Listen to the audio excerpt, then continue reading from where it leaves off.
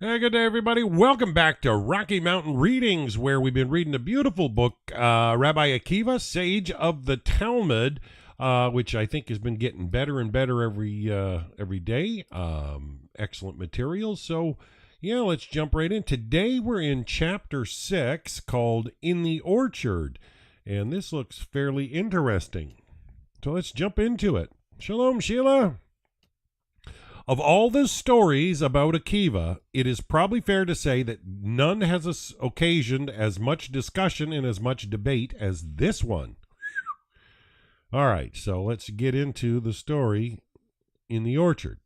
4 entered the orchard. Oh, yes, I've heard this one before. 4 entered the orchard. 1 looked and died. 1 looked and was stricken. 1 looked and cut down the shoots.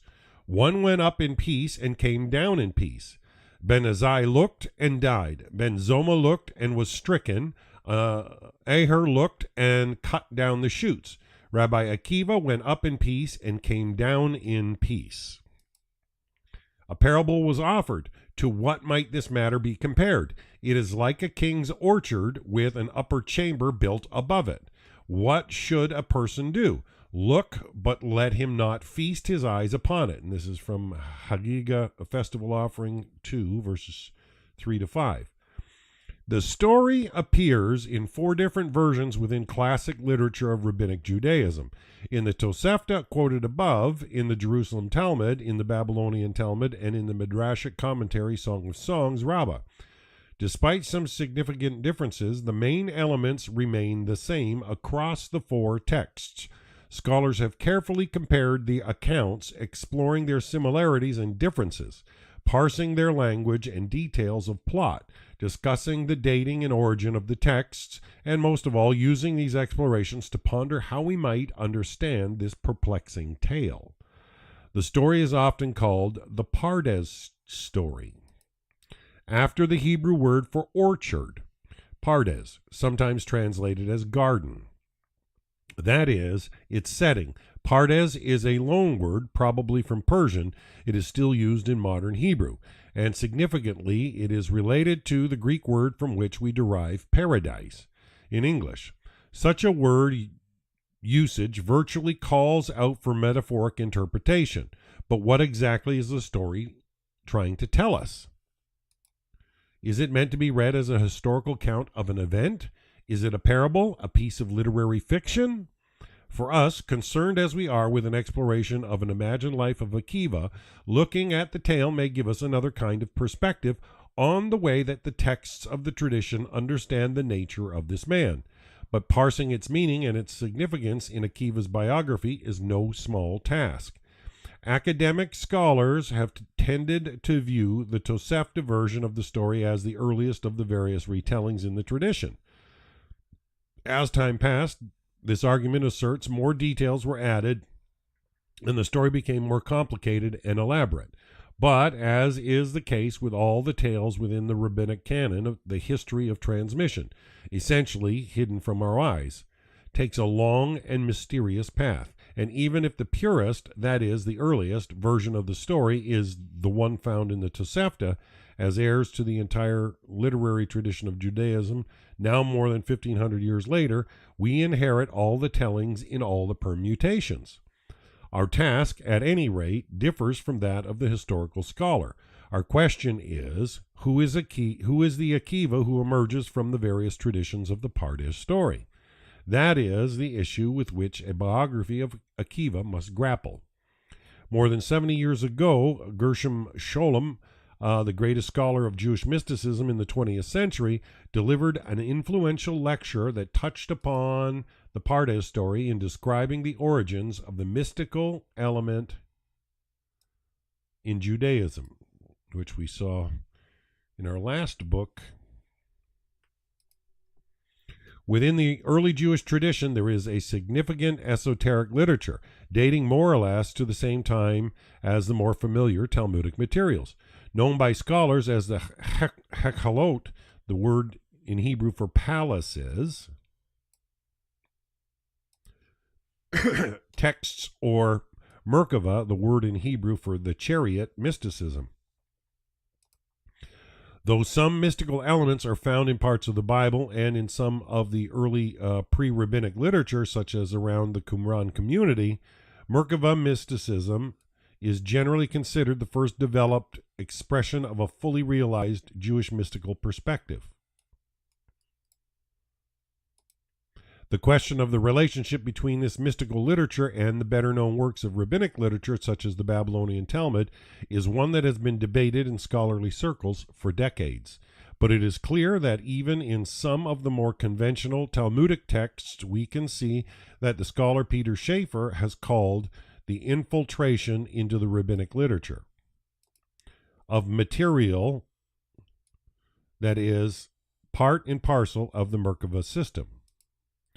In Sholom's lecture and in his subsequent writing, he suggests that the Pardes story represents a report of an actual mystical experience and the consequences of that experience for the four individuals who appear in the tale. As time passed, Sholom's interpretation was disputed by scholars who held different views about the Pardes story. Perhaps the story should be read as a parable. Perhaps it is an allegory about four different types of scholars and not about mysticism at all, while still others came to the defense of Sholom's position or adapted it slightly. Whether or not the story is a mystical testimony, Sholom's comment from years ago still seems relevant. At the very least, the Pardes narrative is warning about the potential dangers of encountering the mystical realm. This is what I tried to stress when we were reading Rabbi Steinsaltz's 13-Petaled Rose. And to my mind, it is hard to disassociate the story from some kind of actual experience. Mysticism, in its Jewish expression, to simplify a very complex subject, can be seen to encompass two different domains. One is mystical experience, the other is contemplative or interpretive speculation. The former involves the powerful, perhaps even overwhelming sense that one has stepped outside one's normal day-to-day life to encounter in some fashion the divine itself. The other is the intellectual exploration of complex and profound texts about the nature of God and of reality itself. These two domains can be related, but they need not be. One can be involved in mystical practices, such as meditation techniques, without being an interpreter of mystical texts, and one can interpret mystical texts and concepts without having had actual ecstatic experiences.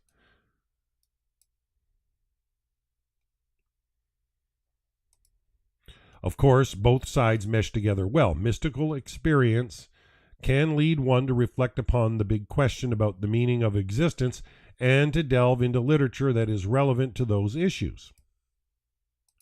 And certainly a person who is studying these powerful texts may be led to mystical experiences. Indeed, there may be particular meditative or contemplative exercises learned through such study that can lead one to have such extraordinary experiences. These mystical moments are usually described as being beyond words, almost indescribable. Mystical reports therefore tend to rely on metaphors, parables, and images to communicate what has happened to an individual.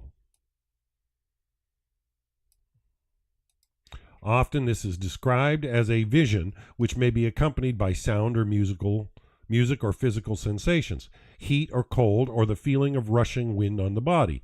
One of the most common metaphors for mystical experience in a variety of religions is that of ascent. A person feels that he or she has been elevated into God's dwelling place. A particularly Jewish image dating back to the Bible, in particularly chapter 1 and 10 of the book Ezekiel, and especially powerful in early Jewish mystical writings, is that of entering the many rooms of God's palace, or seeing the throne in God's palace as mounted on a chariot. Yeah, I loved Rabbi Steinsaltz's elaboration on that Patach Eliyahu. The idea of ascending to an esoteric realm connects directly to the Pardes tale. Akiva, after all, went up in peace and came down in peace. The part of his story touches upon both the experiential and the interpretive sides of Jewish mysticism, and perhaps that is why it has inspired so much discussion. The occasion for the story in virtually all rabbinic sources is a discussion about a statement in the Mishnah that places restriction on speculation both about the Merkavah, the mystical chariot throne of God, and about the origins of creation. The Mishnah states that these type of exploration should be done only in the company of others, or are forbidden unless one has attained a level of wisdom that one can clearly demonstrate beforehand. Very important. Hence, the Mishnah states that the student should not be taught about the Merkavah unless that student is one who is wise and understood it on his own. And there's the source. Hagiga 2:1. The comment is clearly paradoxical. You can learn about the Merkavah from a teacher only if you've already discovered the knowledge on your own. But perhaps this is simply the Mishnah's way of saying that only certain very talented individuals can engage in mystical speculation. The Mishnah goes on to state that thinking too much about the origins of the universe is a dangerous activity, though it does not clarify why. Anyone who looks into four matters, it would be better for him had he not come into the world. What is above and what is below, what is before and what is after. And nothing drains a human more than speculation on these four. What is above, what is below, what is before, and what is after. Whoever has no concern for the honor of his Creator, it would be better for him had he not come into the world. Hagiga 2:1. In these examples, we are warned about the danger, but not told what the nature of the danger might be. But from the Mishnah's point of view, both matters are to be avoided. Engaging in speculation about what the texts call the work of the chariot of God, namely exploring the nature of the divine and looking into matters related to creation and its antecedents. Yeah, because in order to do so, you tend to go at it with only a viewpoint of the measurable, and when you're dealing with world of thought, you're into things that are not as measurable or quantitative, more qualitative. The Mishnah's prohibitions are the starting point for a series of stories told in literature that comes after the Mishnah, meant quite obviously to elucidate these prohibitions. The first tale is told about two of the earliest sages, Rabbi Yochanan ben Zakkai and Rabbi Eliezer ben Arak. Eliezer wants Yochanan to teach him about the Merkavah, but Yochanan first needs to be persuaded that Eliezer has the right level of already acquired wisdom to study this restricted subject matter. The story shows how Eliezer is able to prove his competence to Yochanan. In a particularly beautiful passage, the version of the story in the Babylonian Talmud tells us what happened when Eliezer ben Arak proves himself to Rabbi Yochanan. When Rabbi Eliezer ben Arak began his teaching about the works of the chariot, fire came down from heaven and encircled all the trees in the field. They, the trees, all began to burst forth in song. What was the song they uttered? Praise the Lord from the earth, you sea monsters in all ocean depths, fruit trees and all cedars. Hallelujah, from Psalm 148, 7-14. An angel answered from the fire and said, This is the work of the chariot. Rabbi Yochanan ben Zakkai stood up and kissed Rabbi Eliezer on his head, saying, Blessed be the Lord, God of Israel, who has given a descendant to our father Abraham, Eliezer ben Arak, who knows how to understand, uncover, and explain the works of the divine chariot. Hagiga 14b. The Talmud is describing a full-blown mystical experience brought about through the explication of the chariot given by Rabbi Eliezer ben Arak. Here, the connection between mystical understanding and mystical experience interpretation and practice is made very clear. It is the knowledge that Eliezer has to understand, uncover, and explain that has brought down fire from heaven, caused nature to turn to song, and called forth an angelic confirmation of his powers. The story of Rabbi Eliezer ben Arak and Rabbi Yochanan ben Zakkai is followed by a description of the chain of tradition handing down this secret wisdom within a small set of teachers and students. We learned that Yochanan ben Zakkai taught the mysteries of the chariot to Rabbi Joshua, and Rabbi Joshua taught this esoteric knowledge to Rabbi Akiva. Given what we've seen about Joshua and Akiva, it's not surprising that both Akiva and the necessary prerequisite qualities to learn these secrets from his teacher, and that Joshua would be willing to teach his prized student what he knew. It is immediately following the description of the chain of the mystical tradition that we find the famous story of the four who entered the orchard. Despite some interesting differences in the telling of the story, the essential structure in the various textual traditions consists of four elements in this order: a statement of the Mishnah's prohibitions on mystical practice and speculation,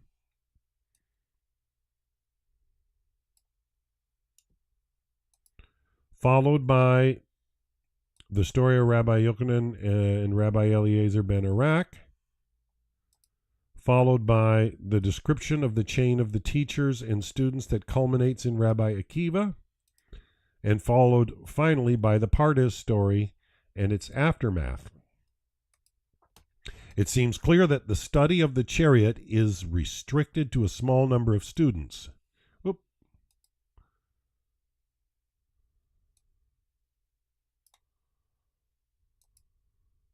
Precisely because it may lead to the kind of mystical experience that we have seen in the example of Eliezer ben Arak. The Pardes story takes this one step farther, showing that such experiences may be dangerous. Those who engage in mystical experiences must be wary because they might meet a terrible fate. After all, only Akiva survived intact. The other issue raised in the Mishnah, the prohibition about speculation on what came before creation and its attendant mysteries, is not part of the equation at this point, though it will emerge a bit later. Those who are able to ascend into the realm of the divine, the rabbinic sources show us, are tapping into a source of energy that carries with it great benefits, but also supreme dangers. To do what the tradition calls the work of the Merkava. One is approaching the inner core of reality itself. It is, as mystical texts will sometimes say, like staring at the sun, great light, but also the danger of being blinded. To use a metaphor more familiar to us, the way these texts present coming near to the chariot is analogous to the way we might think about a nuclear reactor. It offers the potential for benefit and harm, warmth and destruction. The Pardes story explores the two-edged sword of the mystical encounter. Four enter the orchard, but only Akiva escapes unharmed. Ben Azai is so overwhelmed, or as some rabbinic interpreters understand it, he is so beloved by God that he dies. Ben Zoma looked and was stricken. As the text continues in the Tosefta a few pages later, it is clear that this means that Ben Zoma went mad from the experience.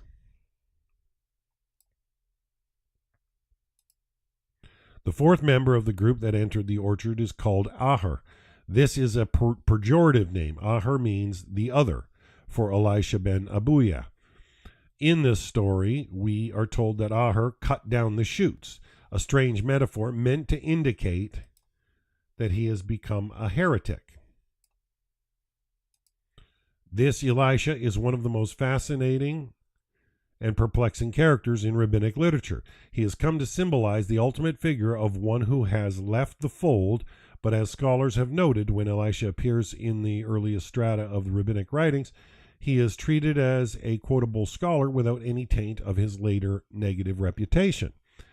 Considerable literature is devoted to discussing the history of Elisha ben Abuya, he's talking about, how he became a sinner, what was the nature of his sin, what the nature of his sin was, and how he got the nickname Ahar.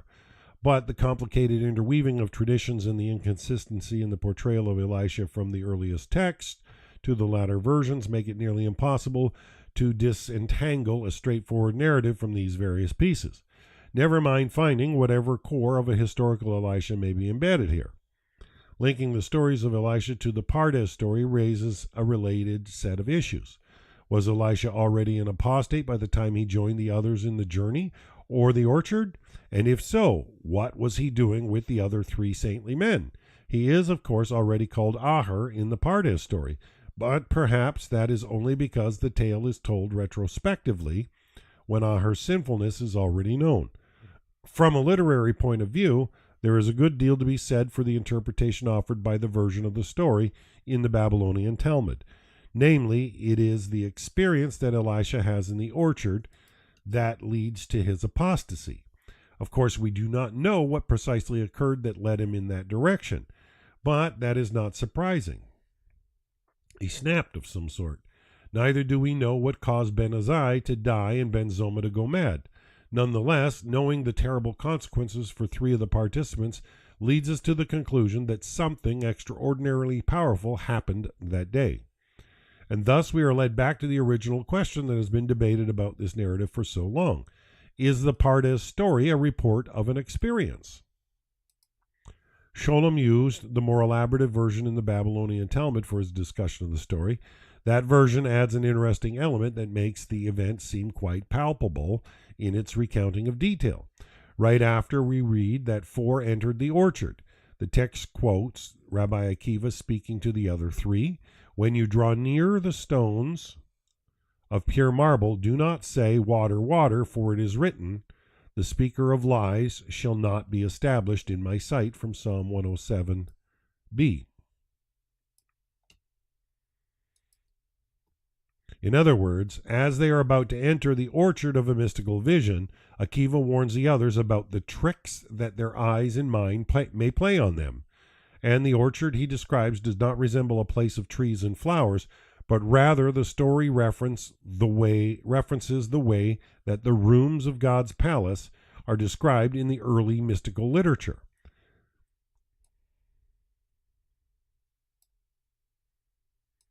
Be careful, he tells them. Do not be fooled into thinking that you are looking at water when in reality you are seeing the pure marble in God's own palace. It seems obvious that the particular detail of the stones that look like water is part of a test. As Schaeffer puts it, Akiva is telling them, if you cannot refrain from exclaiming "water, water," presumably because you are so frightened by the view of the radiant stones, you are a liar. That is, you do not belong where you are, and you will be forbidden from seeing God.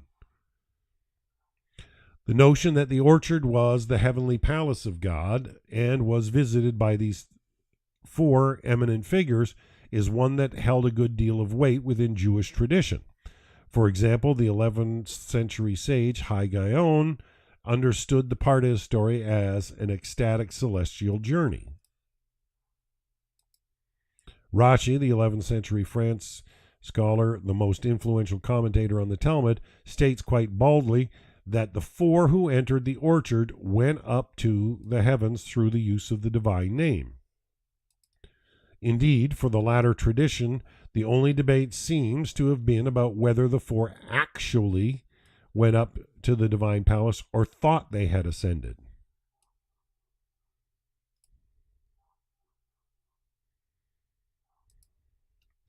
Here we can clearly see the Pardes story as yet another hero tale about Rabbi Akiva, though in this story we see him in as a different kind of hero from what we've seen in earlier stories.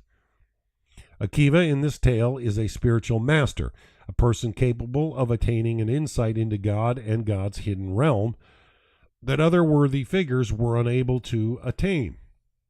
But why did Akiva succeed while the other three who entered the orchard suffered such terrible fates? How did he differ from the rest of them? The scholar C.R.A. Moray Jones may have been the first to highlight a detail from the story that is so obvious it's easy to overlook. Of the four who entered the orchard, Only Akiva is called by the title Rabbi. When the Mishnah states that exploration of the Merkava should only be done by one who is wise and understood it on his own, the word for wise used there is Chacham. The same word translates as sage, equivalent to rabbi, when used as a noun. Morey Jones suggested that the text is saying that only a rabbi should be exploring these mysteries, and of the four who entered the orchard, wise as they all may have been, only Akiva was a rabbi. But ordination as a rabbi is a murky area in the early stages of Judaism, as I've already mentioned. More important, in gaining access to the mystical side of the tradition, it seems to me, was having a teacher who properly initiated the student into the esoteric domain of the work of the chariot. And of course we know that these texts that Akiva did have a teacher in these matters, Rabbi Joshua, the same teacher who was, as we've seen, was with him from the beginning of his studies, the teacher who recognized his brilliance in a way that Eliezer ben Hyrcanus did not, and the teacher who had learned the mystical secrets directly from Rabbi Yochanan ben Zakkai himself.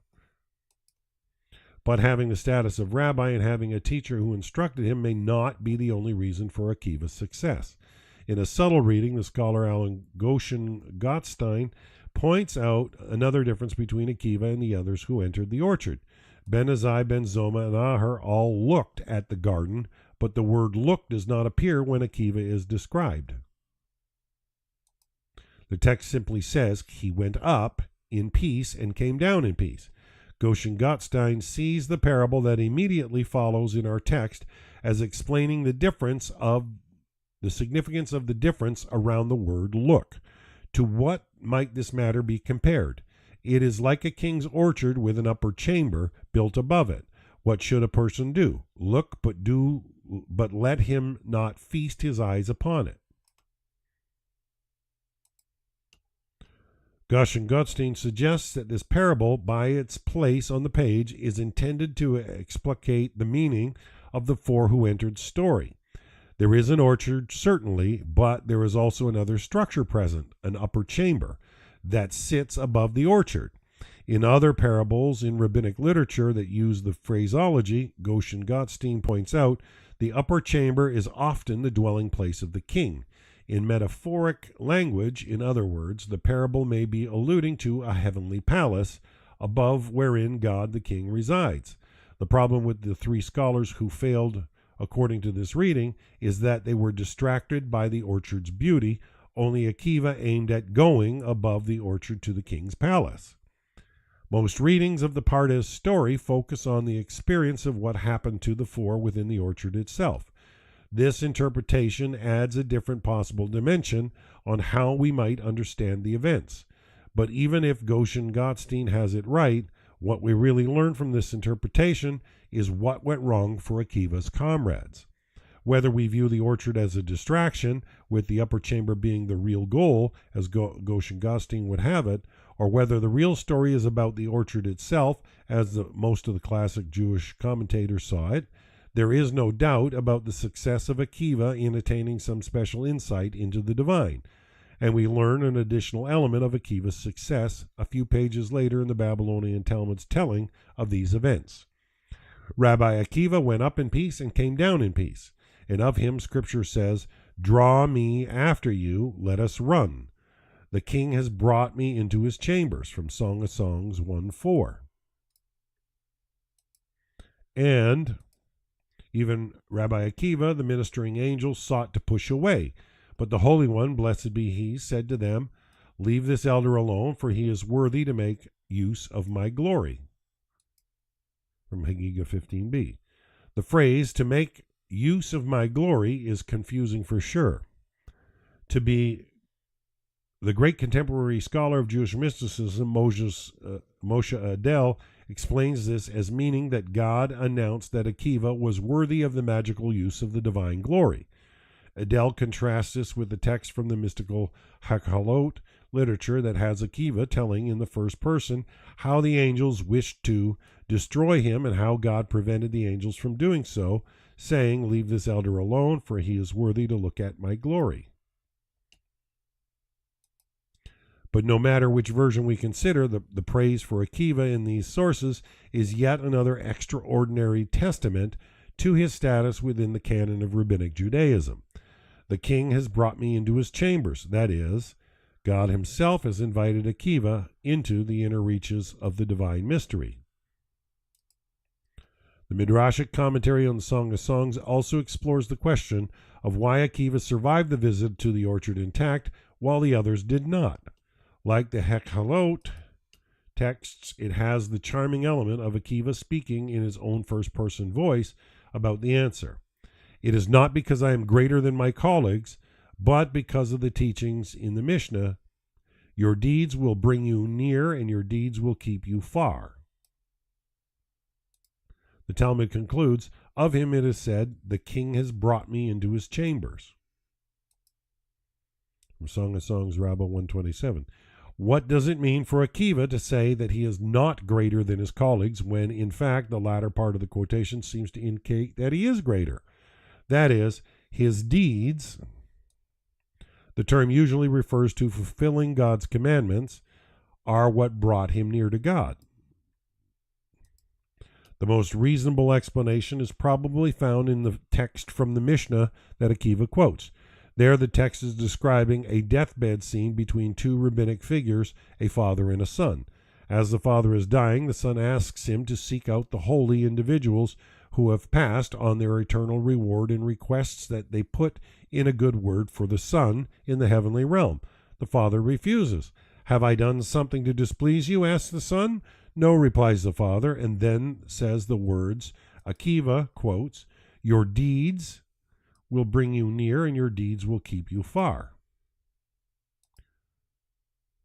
In other words, it is not the merit of your father's status, but on the merit of your own deeds that you will establish your ultimate reward in the cosmic realm. As we have seen before, the issue of Akiva's lowly origins continues to play a role in his ongoing self-understanding. When he talks about not being greater than his fellows, he means that his ancestry is not more distinguished than theirs, but he has attained exemplary status through his own meritorious deeds. In other earlier mystical texts, we can see a similarly high status accorded to Akiva. In the text known as Hekhalot Zutarti, Akiva follows Moses' example and ascends to the divine throne room. That text presents the Pardes story, introducing it as a first-person telling in Akiva's own voice. As Peter Schaefer puts it, it becomes immediately clear why our editors are so keen at quoting it here. Rabbi Akiva is their hero, and he was the only one who ascended and descended in peace. Whatever the original purpose of the four rabbis' entrance into the Pardes might have been, for our editors it is obvious that the rabbis ascended to the Merkava, that only Akiva survived this adventure unharmed, and he received there a revelation of the divine name. But Akiva, in the eyes of this mystical literature, attains something beyond the remarkable accomplishments of learning the secret and efficacious name of Hashem. Hekhalot Zutarti shows that, as Schaefer puts it, Akiva goes much farther than any of his predecessors. He is the only one who knows that God looks like us, like human beings. This is knowledge gained, Schaefer continues, from the experience of his ascent. Akiva, in other words, becomes the ultimate model of the Jewish mystic, gaining mystical knowledge and power and seeing the face of the divine. And one of the powerful holds that Akiva comes to have for future generations, and particularly for mystics within the Jewish tradition, is the sense that he knew God in the deepest and most intimate way.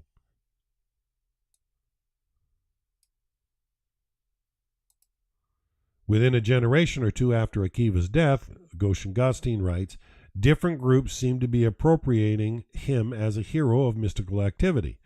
The general consensus within the early tradition of Judaism on the mystical dimension of Rabbi Akiva's activities is important in early testimony regarding a probable spiritual activity of Rabbi Akiva.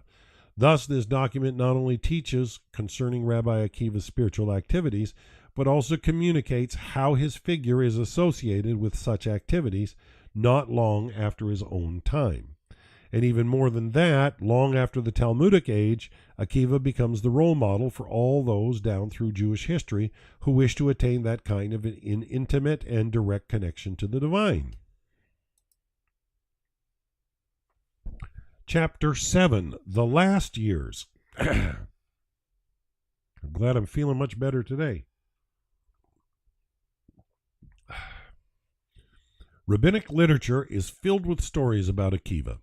There are stories of his travels. In one, he survives a shipwreck. In another, he travels to distant lands, even to Rome.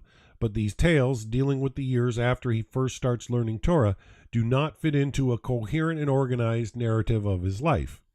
What we do know about his family, the love story that I recounted in Chapter 3, for example, does not yield to an ongoing picture of his married life. We did see there that he made a city of gold, or a diadem, for his wife, perhaps to fulfill his earlier tender desires in the hayloft to give her a Jerusalem of gold, but we have no picture of the couple's ongoing relationship during Akiva's years as teacher and a leader. Similarly, we know virtually nothing about his children. Rabbinic literature recounts a few stories about the death of his sons, but these are told only in passing, in the midst of a discussion about other matters. Unfortunately, few details are given about their lives. One son, known as Rabbi Joshua, is identified in a passage in the Babylonian Talmud, in Passover 112a, in which Akiva is giving advice to his son, and in passage in Tosefta, Ketubot, marriage contracts 4:7. A case is brought concerning the wedding of Rabbi Joshua, the son of Akiva. Some traditions assert that Akiva's student Joshua ben Kara is actually Akiva's son, since in one Talmudic source, Ben Azai may refer to Akiva as the bald one, and the name of Ben Kara means son of the bald-headed one.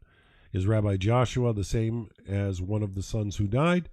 Did only one of his sons die? We have no evidence about any of this.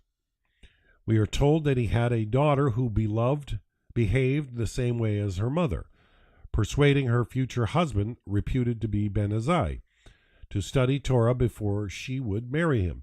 Yet Ben Azai is one of the few rabbinic figures who is said never to have married. Once again, as we have often seen, it is difficult, if not impossible, to find consistency among the many stories in rabbinic literature. With all these details about Akiva's middle years missing, it is fortunate that we find a good deal of literature about the last years of his life. Akiva's death is usually placed within the context of historical events in the early 2nd century CE. To explore the end of his life, we need first to turn to the circumstances of that time as historical scholarship has uncovered them. As I recounted in Chapter 1, the disastrous consequences of the Great Revolt, the destruction of the temple, and the death, enslavement, or exile of a large number of Jewish population brought about a traumatic upending of Jewish life and of the temple-oriented religious practice of Judaism in the years following 70 CE. What was the response of the Jews going to be? Knowing as we do now that 70 CE marked the end of the temple for the rest of Jewish history, it's not hard to imagine that the Jews of the 1st and 2nd centuries had the rebuilding of the temple most on their minds. As Martin Goodman puts it, the temple had been destroyed, so the task of the Jews must be to ensure that as rapidly as possible it be rebuilt. Having the hindsight of history, of course, we know a different narrative. With the end of the temple sacrifices, the essence of a Judaism that is familiar to us today, obviously transmuted and changed over the centuries, came into being. Prayer came to be a substitute for the temple service. Although the Torah had certainly been the essential document of Judaism before the destruction, eventually the study of Torah moved to the center of Jewish religious consciousness. Atonement was to be gained not through animal sacrifices, but through acts of kindness and charity, or through an individual's personal suffering. Perhaps the most obvious example is the rabbi's invention of the now familiar ritual of the Passover Seder as a home-based practice that takes the place of the temple-based Paschal sacrifice. When the Mishnah describes the core components of the Seder, writes Baruch Boxer in his classic work on the subject, it is outlining a process which aims at continuity and cannot acknowledge the existence of change, but which at the same time is motivated by a desire to express a new meaning. To Jews today, such new structures are very familiar, but it took centuries for them to evolve. The Mishnah's description of the Seder, for example, is formulated 150 years after the destruction of the temple, and the Seder evolved considerably over time after the Mishnah's short chapter outlining the rite. In the years following 70 CE, however, what seemed most familiar was that which had been lost, the world of sacrifices and the function of the priests who managed these rituals. These matters went back to the Bible itself. Following the destruction, it was only natural that the Jews expected a new temple would be built, and that they would return to the practice they knew best. After all, it had happened after the destruction of the first temple in 586 BC, with the return from the Babylonian exile beginning around 538 BC. Some 20 years later, a second temple, modest in scope, was constructed, and during Herod's rule, as we have seen, that the second temple had been expanded and made magnificent. Thus, even in the ashes of Jerusalem's destruction, Jews could imagine that once the site was sufficiently cleared of rubble, a laborious task, the erection of a modest sanctuary and altar would be a simple matter. Plenty of priests survived to officiate, and presumably some still knew what to do. In other places of Roman rule, local populations were allowed to rebuild their temples when they had been destroyed, so wouldn't the Jews have expected this to take place in Jerusalem as well? But it never happened, not because the Jews stopped wanting it, but because of the refusal of the Roman state to permit Jews to behave like all other religious groups within the empire. It seems likely that the Romans were not terribly eager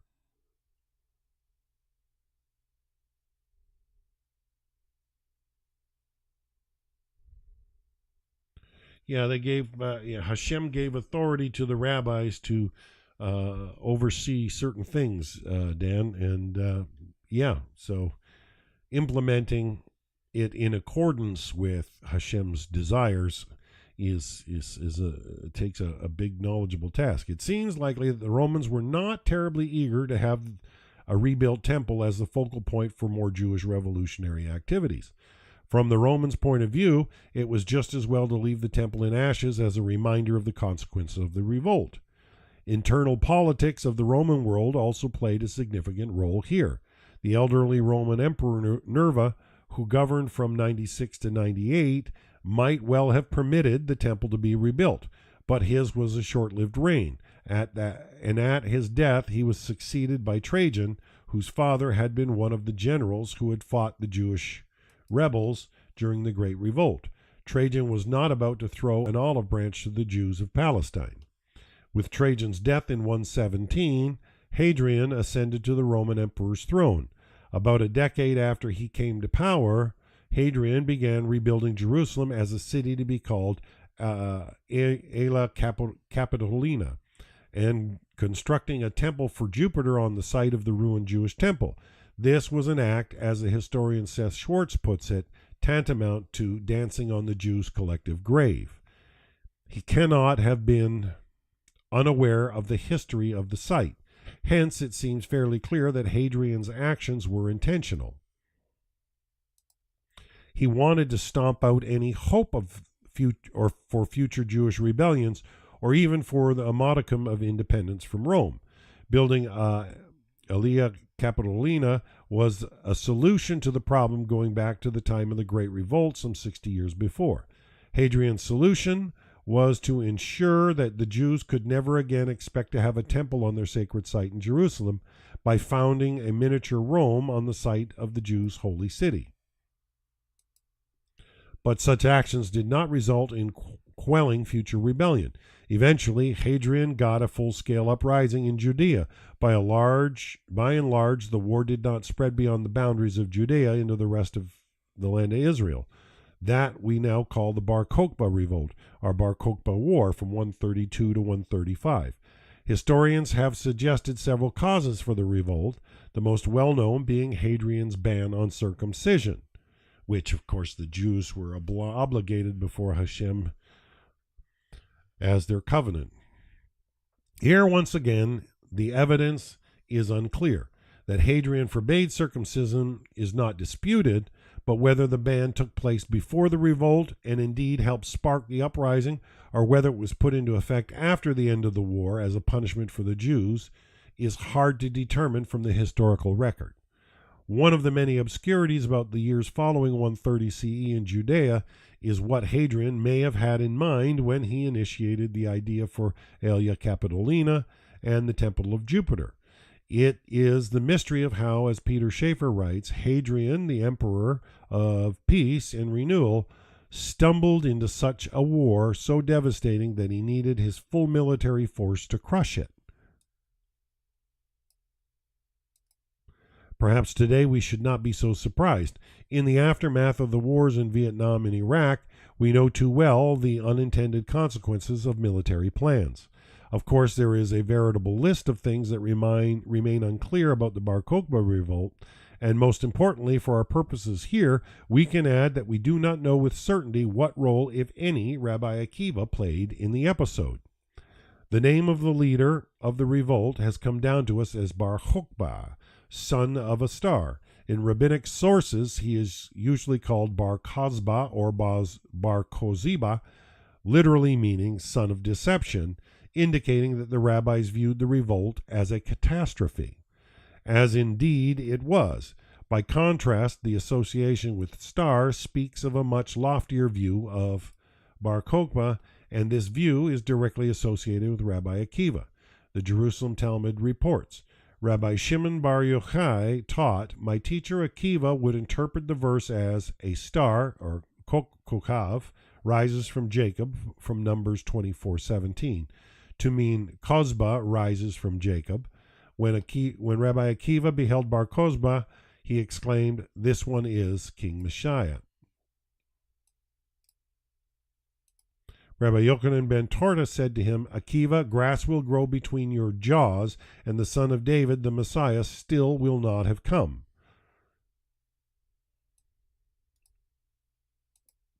Akiva plays off the word kokav, or star, in the biblical verse and associates it with the similar-sounding name Kozba.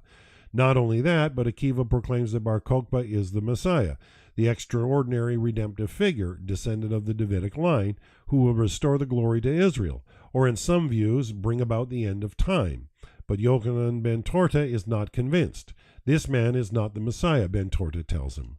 The Messiah will not be here so quickly. You will long be dead, and we will still be waiting for the Messiah to arrive. The real name of the leader of the revolt, Shimon ben or Bar Kosiba, was not unearthed until remarkable archaeological discoveries made in the Judean desert in the 20th century. This work first began in the early 1950s, culminated in the discovery of the letters from Shimon himself, found in 1960. Coins from the period stamped with Shimon's name proclaim him to be Nasi Yisrael. The term usually translated as Prince of Israel, perhaps more accurately, leader of Israel, an honorific title dating back to biblical times. Schaeffer points out that the term Nasi is much less ideologically loaded than the title king, a word that Bar Kokhba seems to have intentionally avoided. I will follow convention and continue to use the name Bar Kokhba that long-standing tradition has willed to us. Indeed, the only reference to Bar Kokhba as king in rabbinic sources is Akiva's King Messiah exclamation. Yeah, but pretty fascinating that they've unearthed, Bar Kokhba minted coins in his hope or to instill confidence in the people that the revolt would be successful. But what exactly did this leader Bar Kokhba accomplish? In fact, there is an enormous amount that we do not know about him or the revolt. How we read the Bar Kokhba letters is also a matter of debate and personal preference. One scholar finds him to be a demanding leader and a stickler for detail who constantly rebuked his subordinates for failing to fulfill their assignments scrupulously. Another observes that most of the orders in Bar Kokhba's letter are connected with the threat of punishment, and this coarse tone can be attributed just as much to his character as to his increasingly desperate situations towards the end of the revolt. A stickler for detail or coarse, much is left to the eye of the beholder. For Akiva, at least, in that one source from the Jerusalem Talmud, Bar Kokhba is the very image of the Messiah, while the general record in rabbinic sources tends strongly towards the negative regarding Bar Kokhba. As I have said, these texts still record tales of his heroic feats. Presumably, some Jews remember him as a great man but a failure, or an attractive fraud. The same sources recount his blood-soaked last stand near the Judean village of Betar. Bar Kokhba waged a war against the far superior Roman forces for some 3 years, beginning in the summer of 132 and ending by and large with the destruction of Betar in the summer of 135. From the Roman side, this was no small military campaign. It apparently numbered over 50,000 Roman soldiers. The size of Bar Kokhba's force remains entirely conjectural. Although certainly smaller than the Roman forces, given the antagonist's response, it must have numbered in the tens of thousands. Thus the revolt was no fringe enterprise of a small group of fanatics. Bar Kokhba clearly attracted enough popular support to engage the world's greatest army in a lengthy struggle. Akiva's support for Bar Kokhba may have mirrored the popularity that Bar Kokhba seems to have enjoyed among at least a significant part of the population. But ultimately, the Bar Kokhba War was a failure, and rabbinic sources portraying Bar Kokhba as a false messiah certainly reflects the grim facts. As one historian commenting on the 20th century archaeological work sums up the aftermath, all Judean villages, without exception, excavated thus far, were razed following the Bar Kokhba revolt. This evidence supports the impression of total regional destruction following the war. It is no wonder that rabbinic texts viewed Bar Kokhba with such disdain. They might reasonably have felt that his zeal brought about all this destruction upon them. In other words, he made enough stink that the Romans, went totally to town on it. To gauge Akiva's possible connection to Bar Kokhba, we should consider the desire for Jewish independence that Akiva may have felt. According to the traditional chronology, Akiva lived through the Great Revolt and the destruction of the temple in 70 CE. If we take this at face value for a moment, for of course we have no real evidence about the actual date of Akiva's life, assuming that Akiva was born around the year 50, we can imagine those early experiences leading to one of two popular reactions to the Bar Kokhba revolt. Akiva might, on the one hand, have been so traumatized by the events of 66 to 70 CE that he would have wanted to eschew any further uprising at any cost.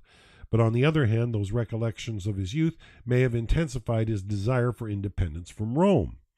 The statement attributed to him in which he views Bar Kokhba as the Messiah seems to lean in the latter direction. Yeah, so if he was born at 50, he would have been 80 to 85 years old during that revolt.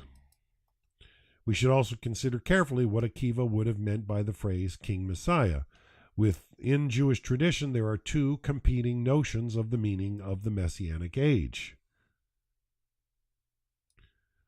Both go back at least as far as the Second Temple period, and perhaps even earlier. Gershom Scholem describes these two tendencies about messianism as being a restorative vision on the one hand and a utopian vision on the other hand.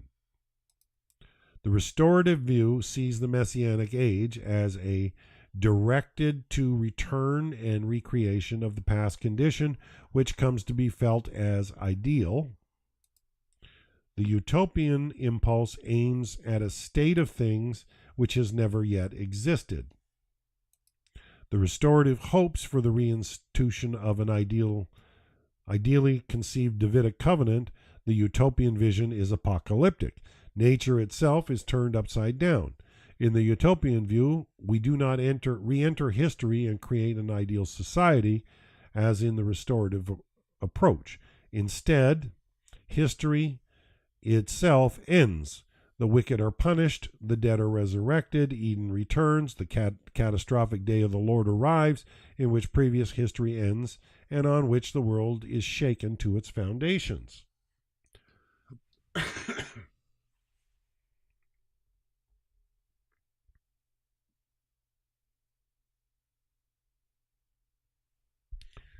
Yeah, interesting. I may have saw that YouTube video as well, Dan. Nowadays, when we hear the words Messiah or Messianic, we are much more likely to think of the almost magical beyond history vision of the term.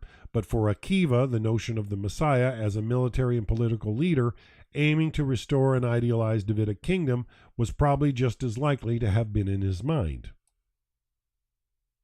But I like how he describes the two types of viewpoints.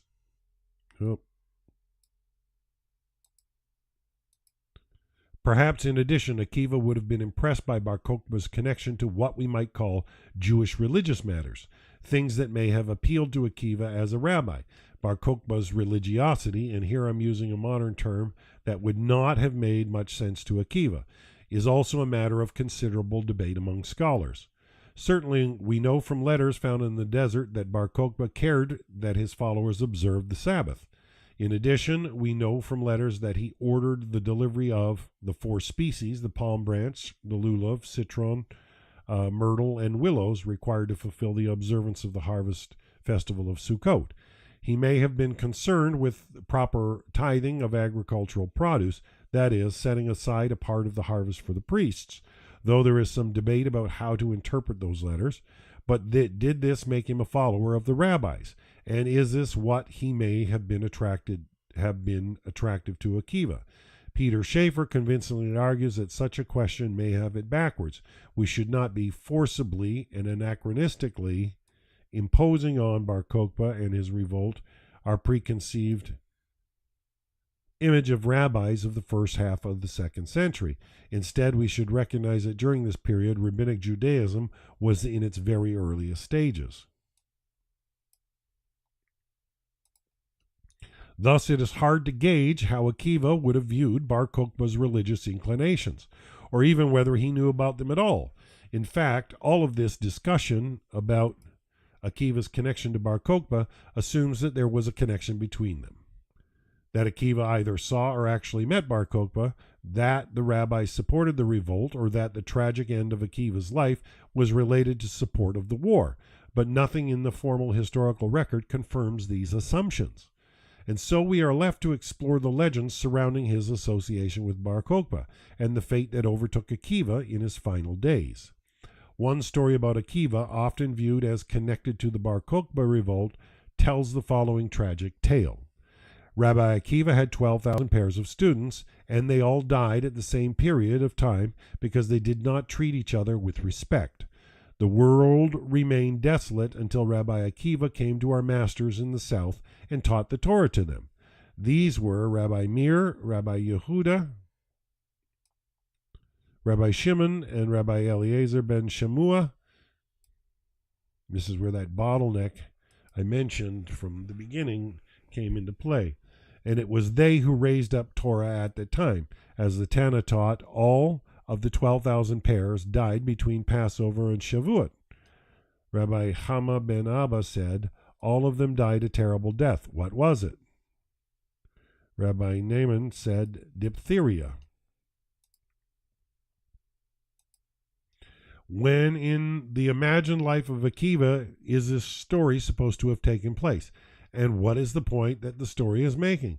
This tale is often associated with the final years of Akiva's life. Indeed, the death of the disciples has often been viewed as an encoded description of the possible connection between the death of the students and the Bar Kokhba War. Was this an indirect way, some have argued, of telling us that Akiva's students fought in the war and died in battle? In fact, there is a good deal of internal evidence in the story itself and in other literary texts in rabbinic literature that touch upon the same events, to argue against such an interpretation. To make sense of this tale, let us first consider its structure. It has 4 parts. First, we read of the death of the disciples and the reason for their deaths. Second, we see the desolate state of the world following these events and Akiva's mission to cultivate a group of 5 or 6 students who would bring Torah to the world again. Third, an unnamed rabbi, a Tana, that is, an unnamed sage from the early period of rabbinic Judaism, tells us when precisely the students died. And fourth, a question is raised about the specific cause of death, and Rabbi Naaman answers it. The tale, in its details and divorced from any historical speculation, seems to have little to do with the Bar Kokhba revolt. Aside from the deaths of such a large and certainly exaggerated number of people as might occur during war, there is no other evidence for drawing any connection with Bar Kokhba. In fact, it makes more sense to place the story much earlier in Akiva's life, as I will show. If the story is not about the Bar Kokhba War, what does it mean before we explore that question? I should mention one point that may explain why the story of the deaths of Akiva's students may be familiar to some readers. In the third part of the story, the unnamed Tana tells us that the 24,000 students died between the festivals of Passover and Shavuot. But given the way that the story is constructed, this detail appears to be an addition, related to the core of the tale. Indeed, an earlier text upon which the story is built, a midrash from Genesis Rabbah, lacks this piece of information. Nonetheless, the story of the death of Akiva's students came to have an important association in Jewish life, religious life. The period of time between Passover and Shavuot, known as the counting of the Omer in Jewish tradition. Omer refers to a measure of grain offered as a sacrifice.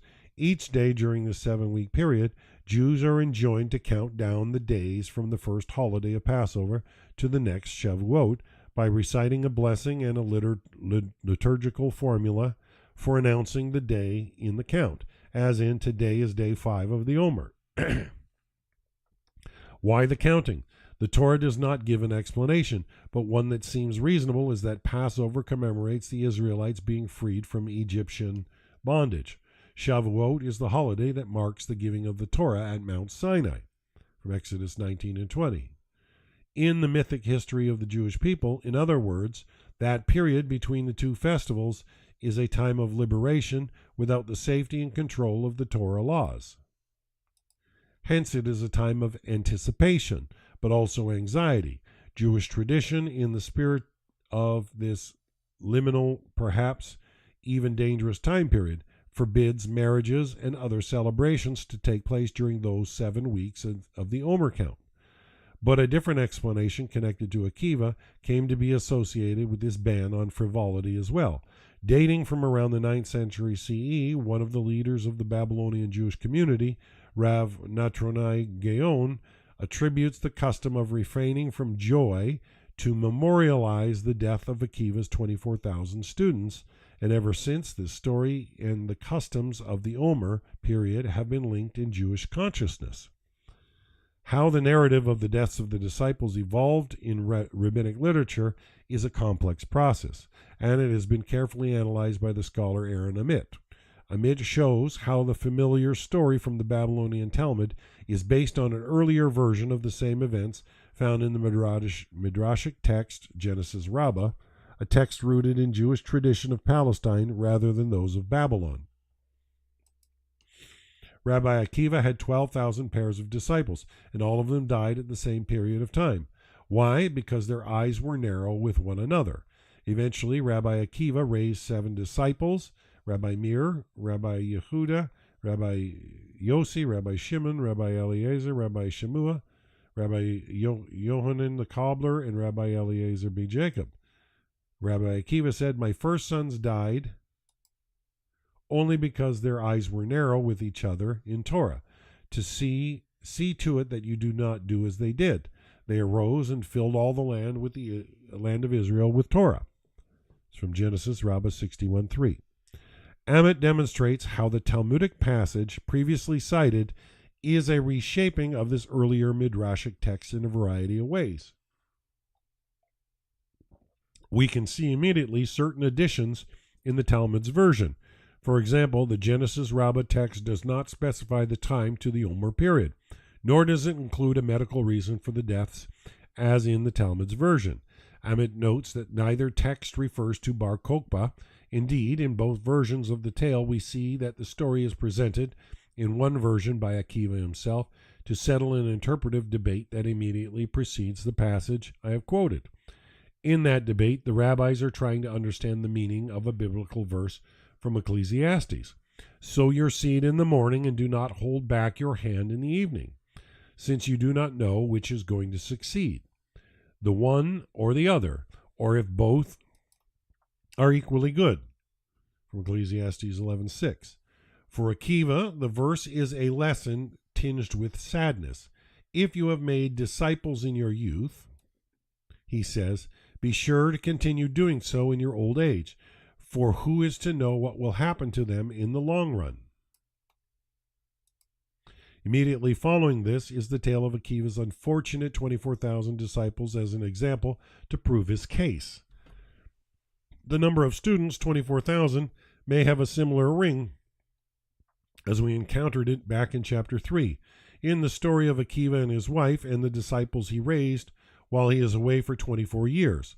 It cannot be an accident that the number in our passages from the Babylonian Talmud and Genesis Rabbah is 12,000 pairs of students. It is the earlier stage of Akiva's career that he amassed his ill-fated 24,000 students, not at the time of the Bar Kokhba revolt. The connection of the students' death to any role Akiva might have had in the revolt once again makes little sense. The disciples of his later years are the 5 or 7 specifically named in our passages. But the story has a deeper meaning beyond its connection to the details of Akiva's life. The plague that kills the students is only the immediate cause of death. The real reason behind the cause is that their deaths are divine punishment for some egregious sin. The early Genesis Rabbah version explains the sin as their eyes were narrow with one another. It shows that this is a rabbinic euphemism for stinginess and suggests that stinginess is not a quality that usually describes scholars.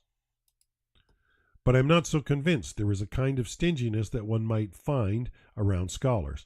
Perhaps the text is saying that the students lacked intellectual generosity with one another, that they failed to share their insights and were stingy in that sense. At any rate, years after the time of Genesis Rabbah text, the Babylonian Talmud changed the Palestinian tradition and claimed that the disciples showed disrespect for one another, a quality appropriate in this context. Thus, the story before us is another example of what Jeffrey Rubenstein calls a didactic tale, a story meant to convey a lesson. If we take this tale not as a piece of supposed historical reportage, but as a moral parable, we can see it as a warning about the heavy consequences of a lack of generosity or a lack of respect amongst scholars. Of course, this punishment is shocking to modern ears.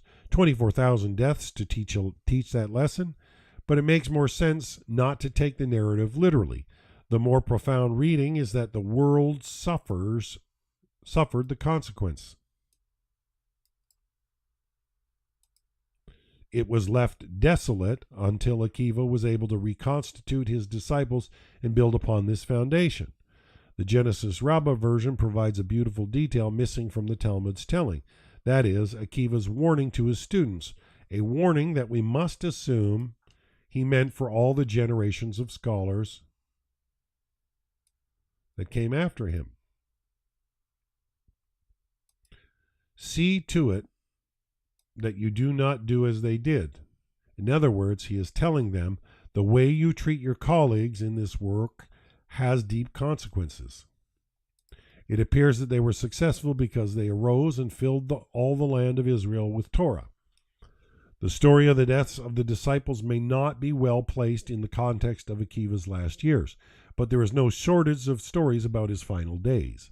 Not surprisingly, the story of his death has occasioned a considerable amount of scholarly research using a variety of methodologies over many years. A recent close and detailed analysis of textual traditions around the story by the scholar Paul Mandel reviews many of the complex issues involved in tracing the textual development of the story. Just to hint at the complications, the story appears in one version of the Jerusalem Talmud, an early text from the land of Israel, another in the standard printed edition of the Babylonian Talmud, a later text, obviously from Babylonia, and in still other versions in various manuscripts of the Babylonian Talmud that differ from the printed text. I concentrate on the most well-known and oft-repeated version of the story, the one that appears in the traditional printed edition of the Babylonian Talmud. I then touch briefly on another tradition about the narrative. The Babylonian Talmud, of course, is structured as a kind of vast and unruly commentary on the Mishnah, and the famous tale of the death of Akiva appears there in the context of a discussion of an important passage from the Mishnah. A person is required to bless God for evil, just as one blesses God for good, as it is written, "And you shall love the Lord your God with all your heart, with all your soul, and with all your might," from Deuteronomy 6:5. This is why I mentioned the other day about a divided heart in Hosea 5, or Hosea 10, verse 2. A divided heart means you're not loving the Lord with all your heart. And the way Rabbi Nachman describes a divided heart, when you have that dispute, internal dispute within your own soul, you cannot love the Lord your God with all your heart because it's at dispute. You need to resolve the dispute in order to be able to be whole of heart and love the Lord your God with all your heart. With all your heart, with both of your impulses, the good impulse and the bad impulse. And that's usually what goes on in a personal dispute of your own heart. You have your evil inclination and your good inclination. But to love God with your whole heart means to put your evil inclination into subjectiveness, or else you're living with a divided heart that's arguing with each other. And this is where we get animosity as human beings to try to get correct with Hashem. Yeah, with all your soul, even if he takes away your soul, means your life. With all your might means with all your wealth.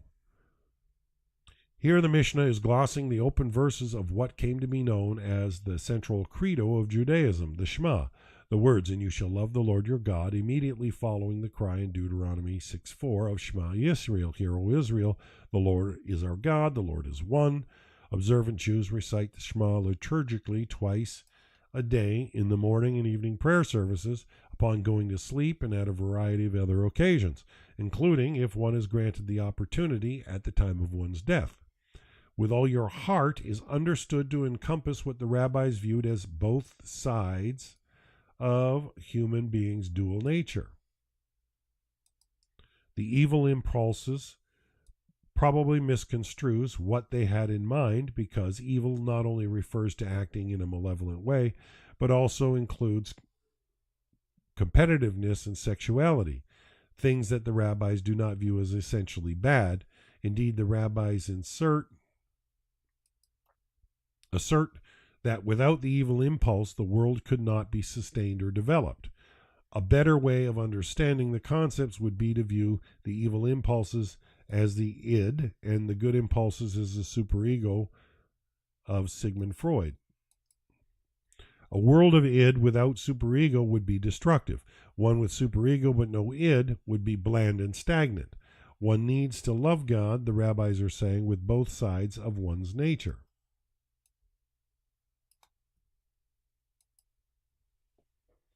Yeah, whereas the Christian concept, if you truly grasp what he's teaching here, the Christian concept of blaming everything on the devil is itself a testimony of a divided heart.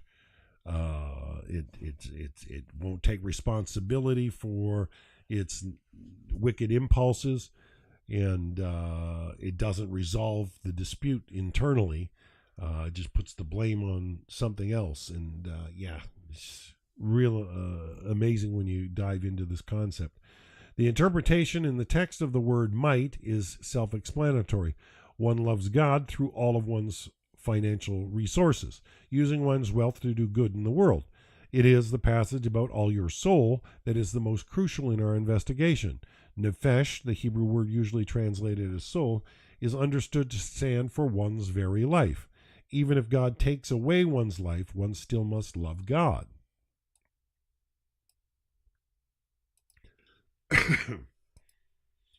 It is a puzzling passage, to be sure. What would it mean to proclaim one's love of God if God took away one's life? And in what way would God be responsible for one's death? The most obvious answer would be that since the rabbis viewed God as the source of all experience, any event could be seen as emanating from God. Everything is an attribute. This is not to say that the rabbis saw no place for human agency. Indeed, famously, in a statement attributed to Rabbi Akiva, we read the paradoxical lines, "Everything is foreseen, but free will is given." Oh, that's a Rabbi Akiva phrase. But the story of God's hand in Akiva's death, as I will argue, may have another side to it as well, beyond a generalized sense that God watches over all events. First, let us look at the story in the Babylonian Talmud. The tale begins by laying out the circumstances that led up to his tragic end. It begins with Akiva echoing the Mishnah's commentary on the Shema. Rabbi Akiva says, "With all your soul, even if he takes away your soul."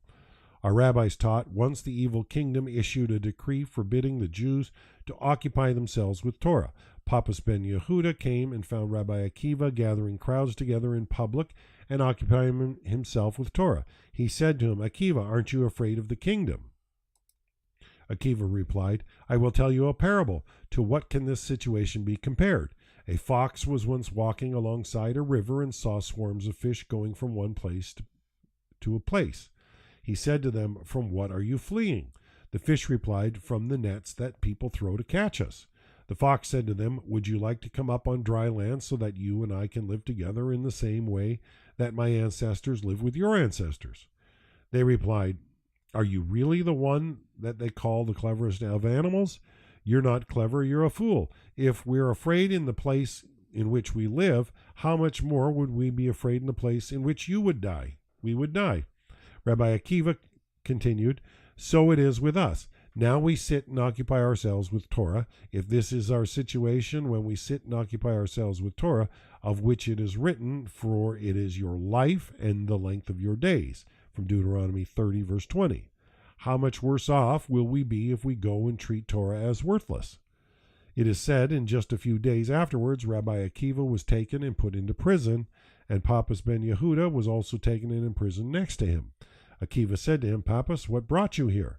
He replied, "Happy are you, Rabbi Akiva, that you have been taken for occupying yourself with Torah. Woe to Papas, who has been taken for busying himself with worthless things." The evil kingdom in the story refers to the Roman rule in the land of Israel. The Roman government had issued bans on Jews occupying themselves with Torah, a rabbinic phrase that generally connotes the teaching and learning of Torah and may also include performing the practices of Jewish religious life, the mitzvot. When are these events supposed to have occurred? Rabbinic sources, of course, do not conform to the niceties of modern historical scholarship, so it is not easy to determine the precise time of frame intended by the story. Did the ban on Torah study precede the Bar Kokhba War, or did such a ban come into play as part of Hadrian's decree after the war had ended? Most scholars today would agree with the statement that the main cause of the Bar Kokhba revolt was the rebuilding of Jerusalem as a pagan city called Aliyah Capitolina, with the pagan temple within the city, and not a ban on Jewish religious practices. Thus it would seem that the story of Akiva's death, at least within the mythic calendar of rabbinic literature, is meant to follow the end of the Bar Kokhba revolt. And his execution has nothing to do with his supporting the revolt, but rather his defying the ban against occupying oneself with Torah. Was there an actual historical ban on teaching and studying Torah? Seth Schwartz points out that we see the embellishment of stories about these persecutions in later rabbinic traditions, including the prohibition of practicing or even teaching Jewish law on pain of death. The ban on circumcision is the only one that is confirmed in non-rabbinic, that is, Roman sources. But the idea of a ban on Torah has come down to us through tradition. And even if the real historical reckoning is murky, these stories operate in a context that accepts such a prescription. Akiva's decision to teach Torah in public, which clearly is meant by his gathering crowds together, is perplexing. Doesn't he realize that he thus makes himself vulnerable to punishment? It flies in the face of rabbinic tradition, which generally privileges protecting oneself over placing one's life in danger. The Mishnah, for example, states that during a time of danger, understood to be these Hadrianic bans, a man walking to perform the mitzvah of circumcision should keep the circumcision knife hidden from view. That's from Sabbath 19:1. So that he does not endanger himself by violating the prohibition of circumcision by the Roman government. And even more relevant to our case is the recollection of Rabbi Yehuda using the same time of danger phrase. Once during a time of danger, we carried a Torah scroll from a courtyard onto a roof, from the roof into a courtyard, and from the courtyard into an enclosed space in order to read from it. He cites his source. So why does Akiva, in light of these cautions about placing oneself in danger, decide to bring down the wrath of the government upon himself by teaching Torah in public? Akiva's answer to this question is told in the form of a parable, a type of literature that is well represented in rabbinic sources. The parable of the fox and the fish is one of the most well-known in rabbinic literature. It is quoted often and retold in children's books and textbooks. Nonetheless, its meaning is a bit less clear than what appears at first. What does the water stand for? Who is the fox? And who are the fish? And who are the people who are casting the nets to catch the fish? The latter characters, the fishermen, are rarely discussed.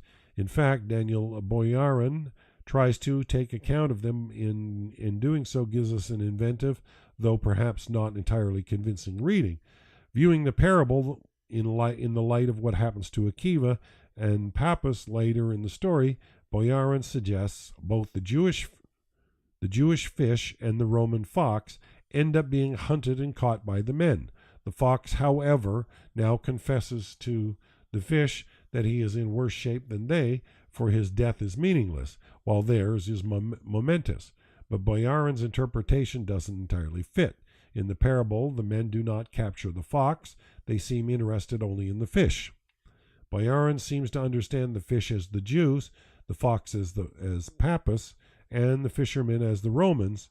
In his view, this is a story of contention over martyrdom between rabbinic and Christian Jews.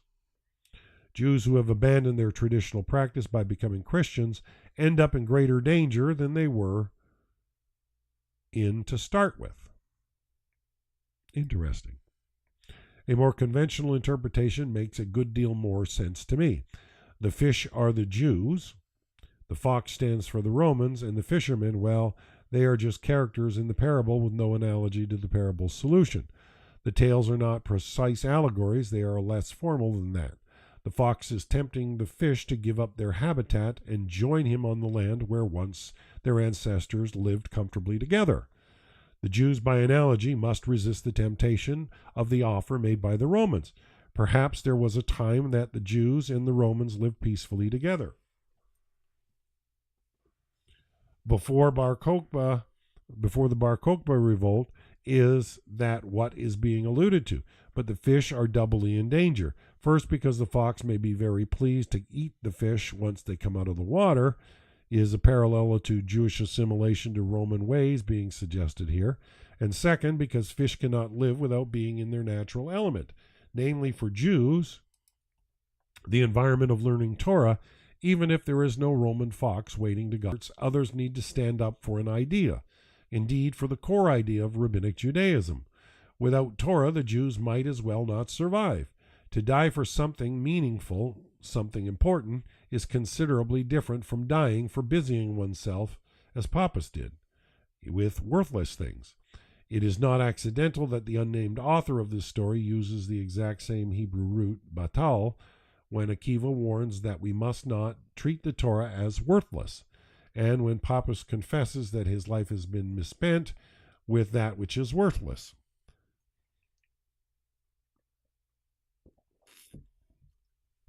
The legend of Papas and Akiva serves as the introduction and backdrop to the story of Akiva's death. Akiva has been arrested and imprisoned. The classic account gives us very little background to these events. Where was he teaching? What was the prison? Where was the execution? Interestingly, a wide variety of writings about the death of Akiva all state without hesitation that he was executed in the city of Caesarea. But none of the classical sources mention that location. Louis Finkelstein tells us that Akiva was captured and later transferred to a prison in distant Caesarea, but he gives us no source for this information. No rabbinic tale gives the location of the prison, nor where he was captured. Caesarea is certainly not a bad guess for the site of his execution. From around 6 CE and onward, that city was the seat of Roman government in Palestine, and it had an outdoor amphitheater of the sort the Romans used for games, gladiator battles, and executions. Today is an excavated tourist site. But in fact, the only rabbinic source that connects Akiva's death to Caesarea is a rather late 9th century text, the Midrash on Proverbs, where we read almost the opposite narrative. In this, Akiva's loyal aide de camp, Rabbi Joshua Hagarsi, is visited by the prophet Elijah, who tells him that Akiva has died. Rabbi Joshua and Elijah go to the prison where Akiva had been kept, and there they find the jailer asleep and Akiva lying lifeless on his bed. The two men then transport Akiva's body to Caesarea for burial.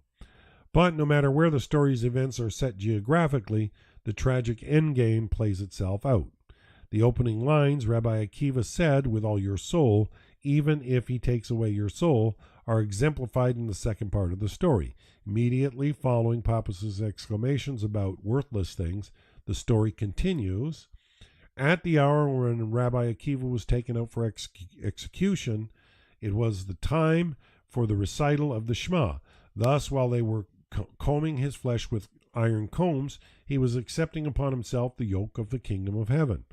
His students said to him, "Our master," even at this point, he said to them, "All my days I have been troubled by this verse, and its proper interpretation, with all your soul, even if he takes away your soul. I said, when will I have the opportunity of fulfilling this? Now that I have the opportunity, shall I not fulfill it?" In reciting the Shema, he prolonged saying the final word, one of, "Hear, O Israel, the Lord our God, the Lord is one," until his soul departed while saying one. A heavenly voice went forth and proclaimed, "Happy are you, Akiva, Rabbi Akiva, that your soul is departed with the word one."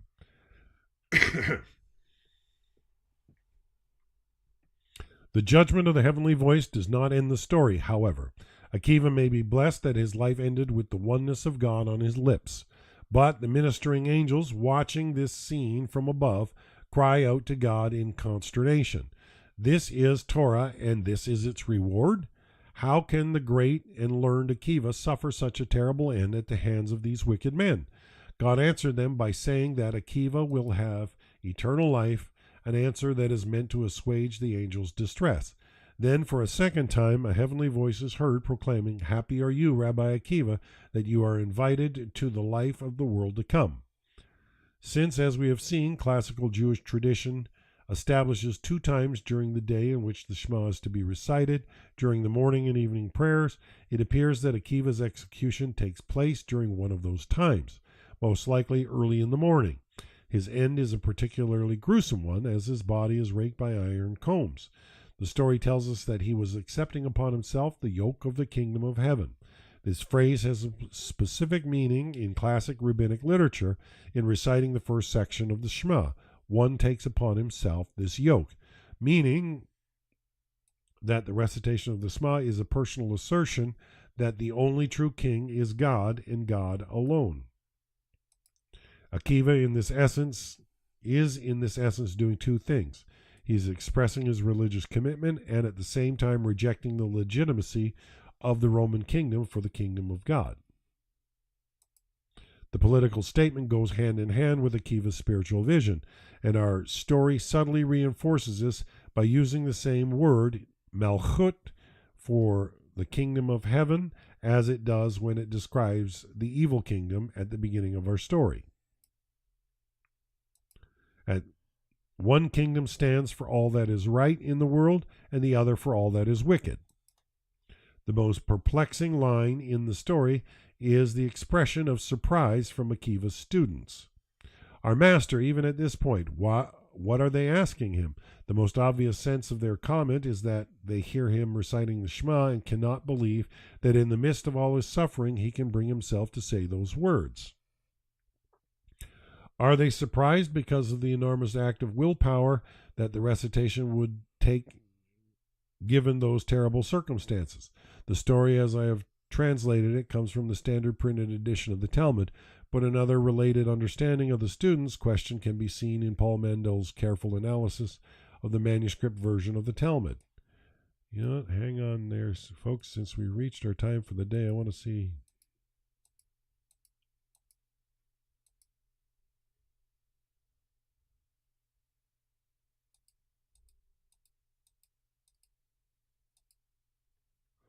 Well, it appears we got about 6 more pages before the epilogue, and so I think, it's probably best to leave that there till our next session, which I'm aiming to do next Monday.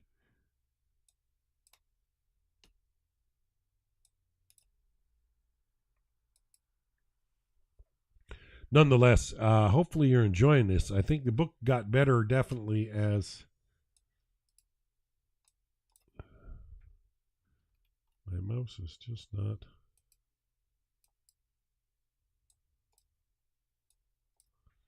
working 100%.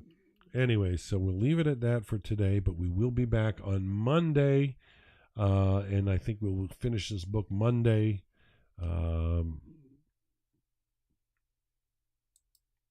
Yeah. I'm glad I'm feeling a little bit better. I want to wish you all a Shabbat Shalom.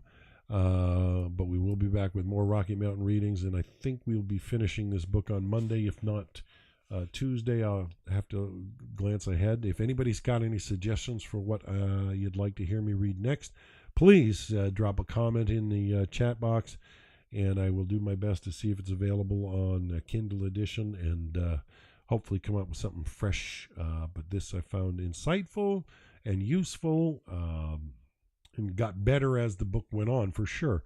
So, we're going to leave it for today, and we'll see you all on Monday, Hashem willing. Have a Shabbat Shalom, everybody. Bye for now.